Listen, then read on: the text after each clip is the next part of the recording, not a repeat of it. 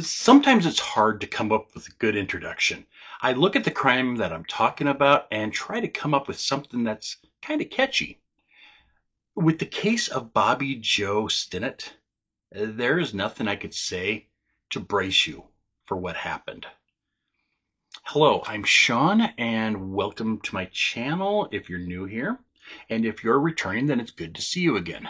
Twice a week, I try to research true crime that I find interesting and tell you about it. I want to make sure that the victims are remembered. And there's a lot of victims out there to remember. If you're not subscribed, please do so. It's free. But if you want a membership, there's other benefits that you can get for a monthly membership. If you have any ideas for future true crimes, please feel free to leave me a message and I will look into it. So, on with today's true crime. Bobbie Jo Stinnett was born December 4th, 1981, and lived in Skidmore, Missouri. She married a guy named Zeb Stinnett. Together they ran a dog breeding business out of their home. The dog of choice that they raised were rat terriers. She went to a dog show, and that's where she met Lisa Marie Montgomery. Montgomery was born February 27th, 1968, and lived in Melbourne, Kansas. She had a terrible childhood. The following have possible trigger warnings for those that have had childhood trauma such as SA and R. So just be prepared. I don't go into depth about it, but they are mentioned. She and her sibling, or half sibling, Diane Mattingly, they were hit, repeatedly beaten all the time by their mother, Judy. Judy was an alcoholic. It's said that Montgomery suffered from fetal alcohol syndrome because of her mother. And because of this abuse, including R, her sister was removed from the home. Montgomery was only 4 when this happened, and her sister was 8. But for some odd reason, they didn't remove Montgomery from the house. So she was left there to take the full brunt of abuse. Before she was removed, her sister was being R'd nightly by her stepdad. So then it all landed on Montgomery. Her stepfather would R her on many occasions. He also invited his friends to do it, and many other awful things. To fight the pain, she started to drink at an early age, like 11. At the age of 14, her mother actually walked in and caught her with her stepfather. And instead of being mad at the stepfather, she put a gun to her daughter's head and threatened her. Well, Judy found or got an idea, and she started using her daughter, trafficking her daughter to other people so then she could get benefits like plumbing, home repairs, things like that. Terrible, terrible things. I couldn't find exactly where any of this happened because I was thinking of some small town, and I'm thinking, how many freaks are there? But they moved around a lot from like Washington to Colorado to California to Kansas and more states than that. The depravity that these, I really can't call them people. So the depravity that these monsters did to Montgomery was awful. I mean, this is just the tip of the iceberg, and I don't want to go below the water. If you want to go below the water, you can search it up and read all about it you want. I'm not going to because it's so disturbing. And there's just so much that happened to her as a child and a teenager. Her mother was married 6 times, and there were so many men in and out of the house. It was just like a revolving door there at times. Montgomery was very verbal about what's going on. She told people about her situation all the time, but no one ever actually seemed to care. She even told her cousin, who was a police officer, and still nothing was done. His name was David Kidwell, and in a sworn statement after the crimes she committed, he stated, "I live with regret for not speaking up about what happened to her. I just didn't know what to do." And that's a sad situation. She comes to him and tells him that all this stuff is happening to her. And as a police officer, he didn't know what to do. I don't know how much of that I really believe, but it is what it is, I guess. At 18, she married her stepbrother, Carl Bowman, by her mother's doing, mainly because he got her pregnant. He was abusive too, both physically and sexually. With him, she had 4 children, and after the 4th one, she was told, and some accounts say her mom forced her to, some accounts said Carl forced her to, but she was told to have a tubal ligation, which is basically getting your tubes tied, but permanently, from what I read. And ladies, if I'm wrong, I'm so sorry. I read because I didn't know what a tubal ligation was, and they said basically it's not reversible. Eventually, they divorced, and she married another guy. Her kids wanted to live with her first husband, and he had already filed for full custody. As one could guess, she didn't have all of her faculties there, so that is why the kids didn't want to be with her. Montgomery told many people that she was pregnant. She said this often, even though it wasn't possible, and everyone knew it wasn't possible, but she still kept telling people that she was pregnant. This is where the story connects with Bobbie Jo. Montgomery and Bobbie Jo had met at a dog show, and both had a fondness for rat terriers. They joined an online chat group called Ratter Chatter. Ratter Chatter. They kept in contact and talked about dogs. One day, Bobbie Jo was beaming with excitement, and she stated on the chat that she was pregnant. And Montgomery responded back saying she was too. And they started chatting about that. At this same time, Montgomery started telling her family and her husband and everyone that she is pregnant again. They just all blew it off. But Bobbie Jo didn't know anything. She just believed her. Montgomery ended up posing as a customer that wanted to buy a dog. She used the name Darlene Fisher. On December 16th, 2004, she showed up at Bobbie Jo's home in Skidmore. Bobbie Jo was on the phone talking to her mother when Montgomery pulled into the drive. She got off the phone and invited Montgomery in. Once inside, Montgomery strangled her, and she fell to the ground. Montgomery brought items with her, a kitchen knife, I believe, and an umbilical clamp.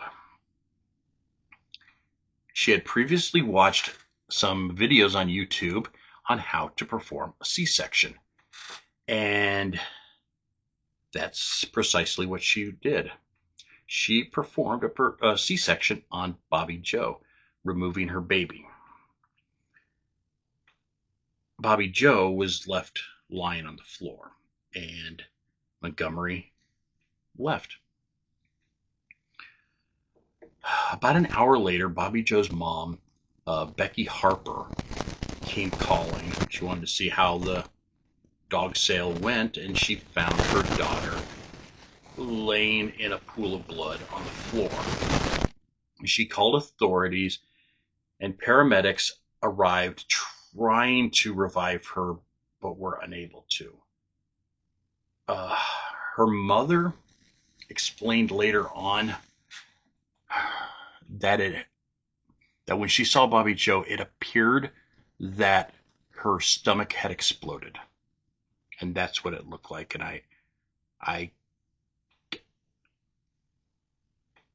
I couldn't even fathom what that did to Becky for the rest of her life. I'm so sorry. An Amber Alert was issued to help try to find the kid. At this time, they didn't know if the baby was alive or dead, and the alert initially denied it because they didn't know. The Amber Alert people said, well, you don't know if the kid's alive, so is it really, an Amber Alert? Well, Congressman Sam Graves got it initiated. He stepped in and said, no, we're running this, and it doesn't matter if the baby's dead or alive. We want to know where this child is. Around the same time that the Amber Alert was going on, Montgomery called her husband and said, hey, Kevin, I'm shopping in Topeka, and I went into labor. She stated that she had given birth to a girl. So the following morning, December 17th, she took her family, including an infant, out to eat at a restaurant. The police traced online conversations with Bobbie Jo and got Montgomery's IP address. Her mother told her that, or told the police that she was supposed to meet with somebody about getting a dog, and they looked it all up, found it, figured it out, and traced it back to Montgomery. They said that they wanted to interview her as a witness, and once they were at her home, they saw her car, and it matched what witnesses said was parked out in front of Bobbie Jo's home. So the police were pretty much convinced that they had their person, but they needed to talk to her. They got into the house, or were let into the house, and found Montgomery sitting watching TV with an infant on her lap. They said that they wanted to talk to her, and at first she was making up a story to the police about how, she gave birth to the child and it's her baby and blah, blah, blah, blah. But she couldn't keep up with her lies, and it fell through, and she finally confessed. The child was returned to Zeb. They still had to do, DNA testing and everything to make sure it was Zeb's, but Zeb was the father. Zeb named the child Victoria Jo, using Bobbie Jo's middle name, Jo. Montgomery was arrested. Since she crossed state lines, it became a federal case. The offense that they were using was kidnapping resulting in death.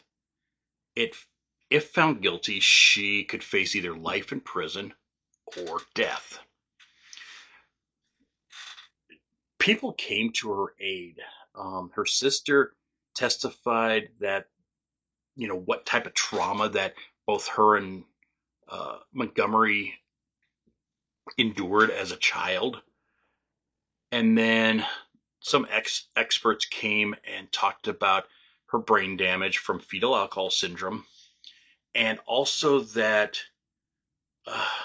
apparently her stepfather would smack her head onto the ground, and she had suffered brain damage from either concussions or just from the viciousness that was done upon her. Other experts came out and talked about other mental illnesses like depression, borderline personality disorder, and post-traumatic stress disorder. They argued that she had a delusional state and was unable to understand her actions. All these efforts by her defense team were not enough, and on October 22nd, 2007, jurors found her guilty. On April 4th, 2008, Judge Gary Fenner sentenced her to death. In the appeals, her lawyers tried to say that Bobbie Jo was dead prior to the child being removed, so that should lessen the charges and should change it a little bit and get death taken off the table.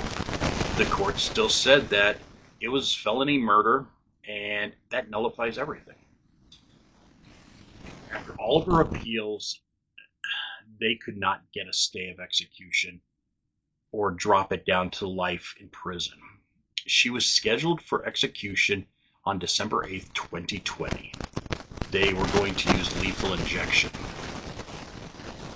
Her attorney, who would be there with her till the end, contracted the sickness that was transforming the world in 2020. Apparently you can't say that word, so I'm not going to. And they delayed the execution. On December 23rd, 2020, they gave a new date of January 12th, 2021. Many people signed petitions trying to get a stay of execution, and they even sent it to the president, but that was ignored. She was transferred to the U.S. Penitentiary in Terre Haute, Indiana. Terre Haute, Indiana. I know that there was some controversy that one judge said that they had to wait a year before they could change the execution date, and that was overturned by some other judges. And they did this rapidly between December and January 12th. And on January 12th, she was strapped in to the execution chamber. She was asked if there was any last words, and she said no. They carried out the execution, and she was pronounced dead at 1:31 a.m., January 13th, 2021. She was the first female federal prisoner that had been executed in 67 years. Only 3 other women had ever been executed by the federal government.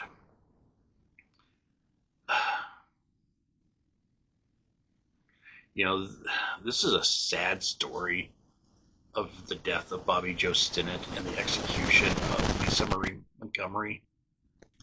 The death penalty is always a touchy subject.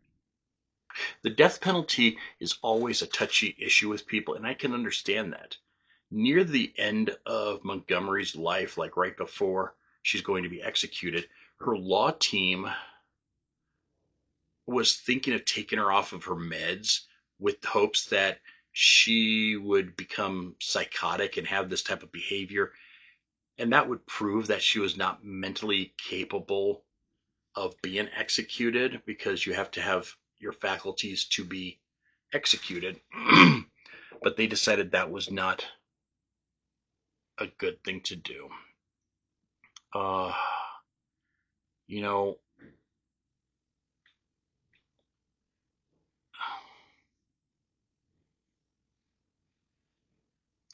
what she did to Bobbie Jo is awful.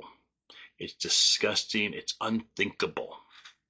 And it needed to be punished. But the life that Montgomery lived, I don't think I'd wish that on my worst enemy. It was awful, and it was inhumane.